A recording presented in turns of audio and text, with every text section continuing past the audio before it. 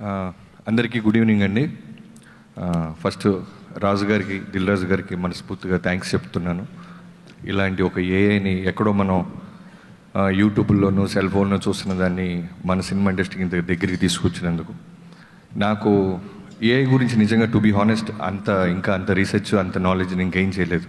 But నాకు తెలిసిన initial డేస్లో ఏఐ అంటే దిల్ రాజు గారి శ్రీ వెంకటేశ్వర క్రియేషన్స్ 2010లో నేను మిస్టర్ పర్ఫెక్ట్కి ఒక వన్ ఆఫ్ ద రైటర్గా జాయిన్ అయినప్పుడు ఒక ఐడియాని ఎలా తీసుకోవాలి, ఐడియాని టీంతో ఎలా షేర్ చేసుకోవాలి, దాన్ని ఎంతమందికి నేరేట్ చేయాలి, దాన్ని షూటింగ్కి ఎలా తీసుకెళ్ళాలి, ఎడిటింగ్ రూమ్లో ఎలా మారుతుంది.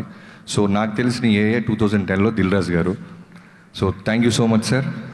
మీరు ఒక దాని మీద ఇన్వెస్ట్ చేశారంటే దాన్ని రూట్స్ మొత్తం తెలుసుకొని ఎంతోమందికి ఉపయోగపడితే తప్ప అది సినిమా కానీ బిజినెస్ కానీ చేయరని తెలుసు. I wish you all the best, మీకు, మేడంకి, అందరికీ, శిరీష్ గారికి. Thank you so much.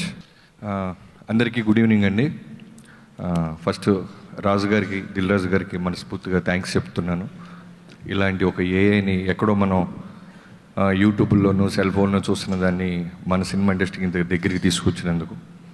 నాకు ఏఐ గురించి నిజంగా టు బీ హానెస్ట్ అంత రీసెర్చ్ అంత నాలెడ్జ్ నేను గెయిన్ చేయలేదు.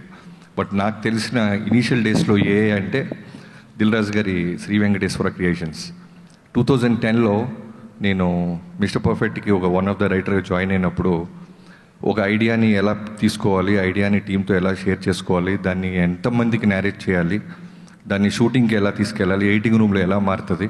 సో నాకు తెలిసిన ఏఐ 2010లో దిల్ రాజు గారు. So thank you so much sir. మీరు ఒక దాని మీద ఇన్వెస్ట్ చేశారంటే దాన్ని రూట్స్ మొత్తం తెలుసుకొని ఎంతోమందికి ఉపయోగపడితే తప్ప అది సినిమా కానీ బిజినెస్ కానీ చేయరని తెలుసు. I wish you all the best, మీకు, మేడంకి, అందరికీ, శిరీష్ గారికి. Thank you so much.